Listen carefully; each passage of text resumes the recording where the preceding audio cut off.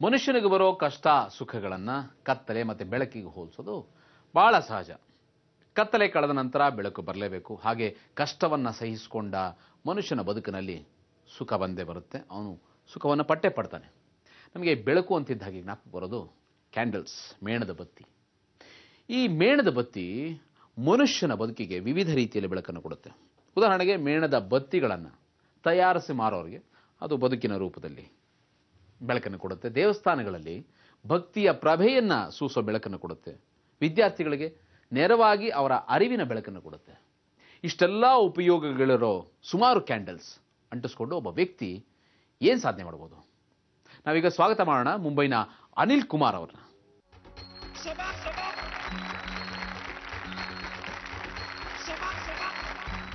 ಅನಿಲ್ ಕುಮಾರ್ ಈಗ ಏನು ಮಾಡ್ತಾರೆ ಗೊತ್ತಾ? ಸುಮಾರು 400 ಕ್ಯಾಂಡಲ್ಸ್ನ ಒಂದು ಕೈಲಿ 200, ಇನ್ನೊಂದು ಕೈಲಿ 200ನ ಅಂಟಿಸ್ಕೊಂಡು ಅವು ಅಷ್ಟು ಉರಿಯುವಾಗ ಹಾಗೆ ಹಿಡ್ಕೊಂಡು ವ್ಯಾಕ್ಸ್ನ ತಮ್ಮ ಮೈ ಮೇಲೆಲ್ಲ ಚೆಲ್ಕೋತಾರೆ.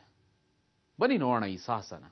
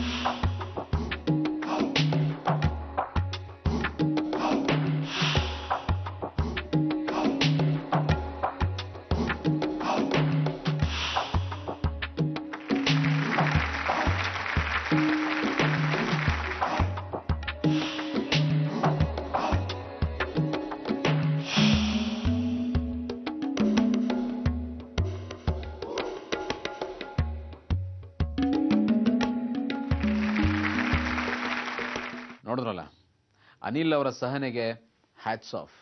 ಶಬಾಷ್ ಅನಿಲ್ ಜಿ, ಶಬಾಷ್ ಇಂಡಿಯಾ.